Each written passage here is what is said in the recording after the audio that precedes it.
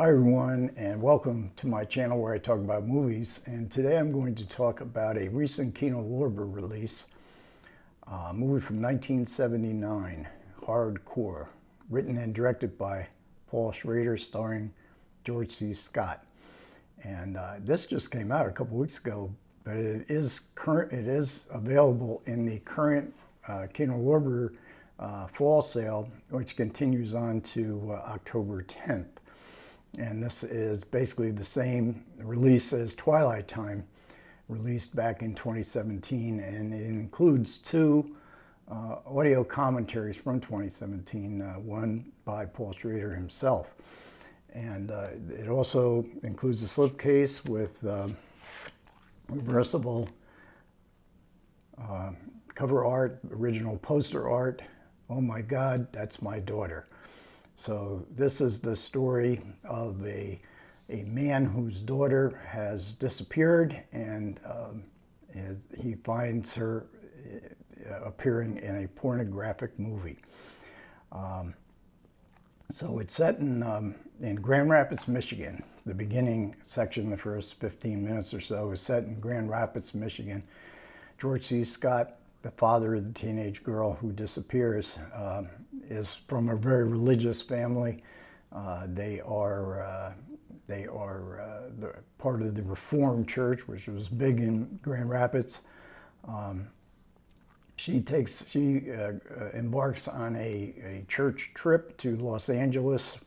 The Reformed Church are Calvinist, and we see a big banner that she's going to a convention for young people related to Calvinism. But then he gets a phone call, she's disappeared.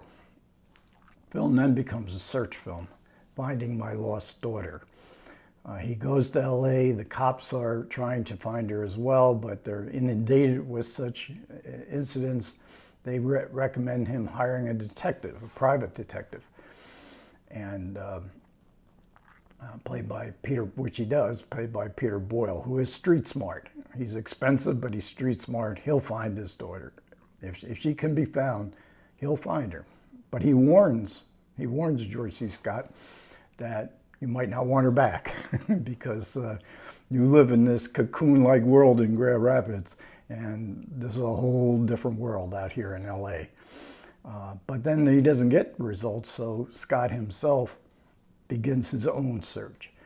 So this is very much a film modeled on the premise of The Searchers, the John Ford movie starring John Wayne, where his niece is abducted, his small niece is abducted in a Indian raid in which her parents are killed. He's the uncle, and he embarks on a long search, years-long search, to find Debbie, played by Natalie Wood. So very much a reference to The Searchers, also to The Man Who Shot Liberty Valance, because Peter Boyle, who plays the detective hired to find Scott's lost daughter, calls him Pilgrim, which is what John Wayne, a wise in the ways of the world, old gunfighter, calls James Stewart in that film, Pilgrim. He constantly refers to him somewhat dismissively as Pilgrim. So when they were filming these scenes in Grand Rapids, and they were filmed at a church, in fact inside a church, that's what the name was. They didn't want to call it Hardcore for the Grand Rapids scenes, because they would wonder, what kind of movie is this going to be, Hardcore? So it was called Pilgrim there. So it's a film about a search, but it's a film really about a descent into hell, Dante's Inferno. This world of pornography, 1979, a world that a true believer must have to descend into in order to rescue his daughter.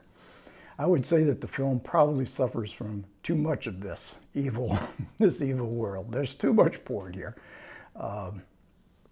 There's lots of nudity. Well, you could say, well, you know, it's about pornography. It's got to have nudity in it. And you are in much of the scenes in the cities which is San Diego, LA, San Francisco. Most of it was filmed. This section of the world of pornography and big city pornography was filmed in San Diego, which had a combat zone type philosophy. So all of the X-rated sex type businesses were all within a 5 or 6 blocks of each other. But as much a fan as I am of the 1970s big city, the grittiness, the porn world is a muck. I mean, it is just, like I'd say, for me at least, there's too much of it here, too much muck, and the contrast between George C. Scott's Christian man and the man he becomes on his search is so, it just doesn't seem to gel too much as he embarks on his solo effort to find his daughter. And I have to say that also there's a lot of lumbering here. Scott goes from place to place within this world of pornography and strip joints and porno theaters and little peep shows, and it just lumbers along, although there is some very good dialogue along the way.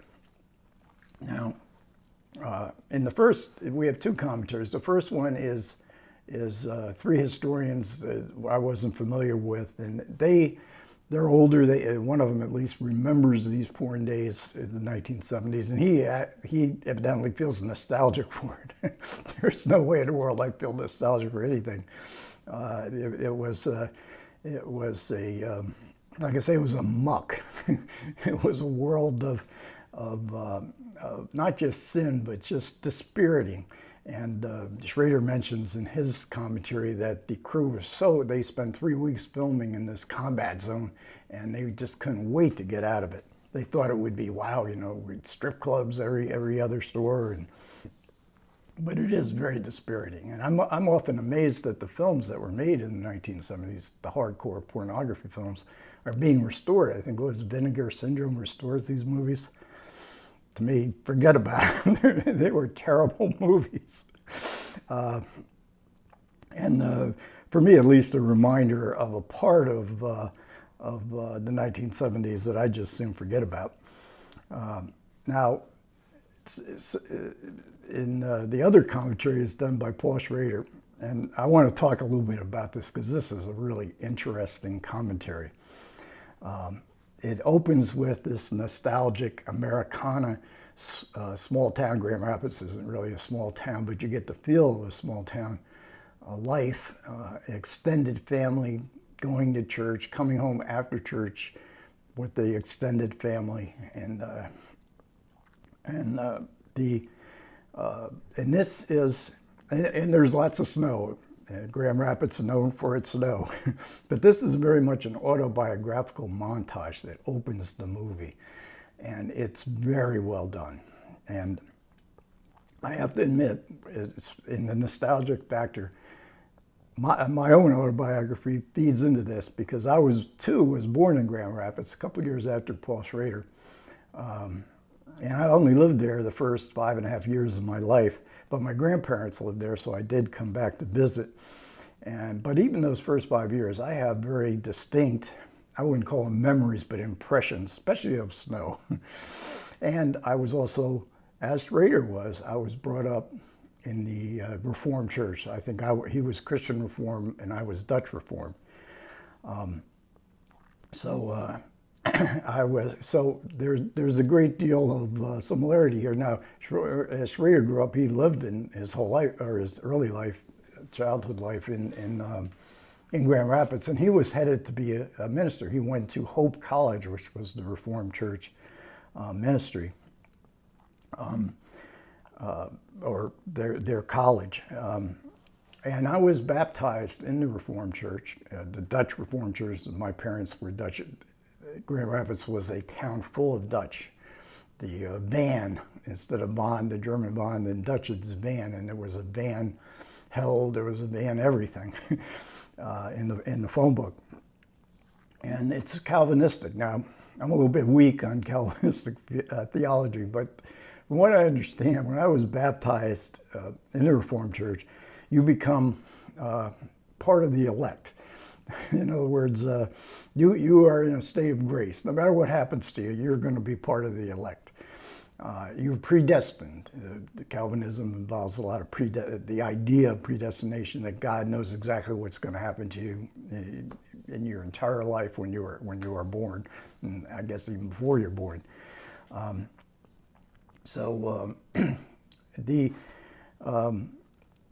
In Schrader's commentary, he confronts, his autobiography, and George C. Scott, in some ways, is modeled after his own father. But as commentaries go, most commentaries hardly ever say anything critical about a movie, and I think the studios probably don't want their films to have commentaries where the commentators are critical. At least I've read that, and for collectors, you want to see that this is really a great movie. Every movie isn't great. Every movie can be criticized. But as a collector, wow, it's a great film. I need to have it in my collection, and it kind of justifies the money that you spend. But Schrader is super critical of this film. In fact, he thinks it's one of his 2 worst films. He doesn't like the look of the film. It's much too bright. It's like a supermarket. He like me, is disturbed by the pace of the film. He says, I just dawdled here and there, and I didn't know what I was doing. It's his second film, his sophomore effort. And he says it's very sophomoric in his directing approach to the film. But he tells some great stories. He tells, especially about George C. Scott, who George C. Scott he was very much an established alcoholic, and in one of the stories, he's trying to get Scott, an inebriated Scott, just to do one scene, because otherwise they would lose 3 days. Now, Scott had it in his contract for 5 extra days, buffer days, to accommodate his alcoholism. As if he goes off on a bender, he's allowed 5 days of alcoholism. And Schrader tries to get him back for this one shot, and he says, he's disgusted with Schrader, and he says, you're a good writer, but you're a shit director. And I think that at that point in his career, Schrader might agree with him as he's looked back, though it seems from Schrader's looking back kind of commentary, he's not very satisfied with his career as a whole. But I think he underestimates the good parts of the film, which is the dialogue scenes. There's some really good dialogue in this film, very good scenes between the actors. There's a terrific supporting cast. Peter Boyle playing the detective. He really embodies, that evil kind of look that he could have. That he fits right into the LA, the underbelly, the underside of the depravity of LA that he has to navigate himself through to find the lost children of Midwestern Americans. Dick Sargent plays George C. Scott's brother-in-law back in Grand Rapids. He's very good. He has a small role, but it's nice to see him in a non-Bewitched type role, a serious role. Leonard Gaines provides the comedy here. He is a porn entrepreneur who's making millions of dollars, he says. When George C. Scott tries to blend in himself into the porn world, and it's supposed to be that people can see right through him. So Gaines provides, and Gaines I think he was a record producer. He wasn't a professional actor, but he was in New York. I think another Scorsese movie. He was in another Schrader movie as well. But he's very funny. But I thought the casting coup that Schrader didn't like was Susan Hubley as a prostitute porn actress who knows everybody and becomes Beatrice, sort of to Virgil in Dante's Inferno, that she's going to lead him to where his daughter could be found. Schrader was forced to hire her. He had a different actress in mind. The studio thought she wasn't good looking enough, but Schrader thought Susan Hubley was too good looking, because in this era of porn, and he makes a really interesting distinction between the era in the 1970s where it was so disreputable and the actresses weren't, they looked like professionals, professional streetwalkers. Some of them did. Some of them were very good looking, though. He's wrong that there weren't any good looking porn stars. But he makes the distinction today where it's so different, where you have the internet and you have, homegrown porn by fresh-faced cheerleader types doing porn that's sort of been accepted within the mainstream. Even Christians, with the politicizing of the Christian church, especially the fundamentalist Christian church in the U.S., at least as of now, they don't have pornography in their sites right yet. And I've read articles where it said that Christian men are the biggest consumer of pornography, so maybe it's considered, well, maybe they need some sort of outlet for their evil desires, and get them out of the way, in the other room watching pornography. But in the 70s, Schrader, and even the daughter too, she doesn't look, to me at least, what a porn star would have been, but she is in the lower rungs of pornography. The peep show, they used to have like 2-minute or 5-minute reels of different girls that would come by. That's really where she's at. But Susan Hubley is so good, and it's really the melding together of Scott and Peter Boyle, Scott and his brother-in-law Dick Sargent, Scott and the porn entrepreneur. I always get that word wrong. But especially with Susan Hubley, because we don't see Scott with his daughter in the beginning of the film except for a brief moment, and so we don't really know what their relationship is like. And he has to confront an image of his daughter, basically the same age, but somebody who has had none of the advantages his daughter has had, and was in prostitution, and she tells matter-of-factly about her prostitution, but she has some belief, religious belief, some New Age kind of religion. And the best scene in the film to me is when Scott and Hubley are at the airport and they talk about theology, and Scott explains the Calvinistic theology, which was an acronym called TULIP, and which each of the letters stands for some tenet of Calvinism, and she looks at him like he's come from another universe, just as she looks at her as she's in a different universe. These are totally, totally separate worlds. Despite all of Schrader's critique of this film, it got many, many good reviews. Schrader never became very popular like his friend Scorsese did. Schrader didn't have the kinetic energy to apply to these genre conventions like Scorsese has. But this was, in 1979, this was kind of like, a serious look at what is going on in these big cities with this pornography. So it got, it was a social issue, to be sure. And it got terrific review, a rave review from Janet Maslin in the New York Times, and Roger Ebert gave it 4 stars. I don't think it's nearly as bad as the movie as Paul Schrader does. I don't think it's one of his best movies, to be sure. But as a emblem of the time, a historical artifact of the time, George C. Scott, in a very lively performance before the drink really got a hold of him, and some really good supporting performances here on Hardcore. Okay, thanks a lot for everybody who managed to listen. I do appreciate it. Comments are welcome. Take care.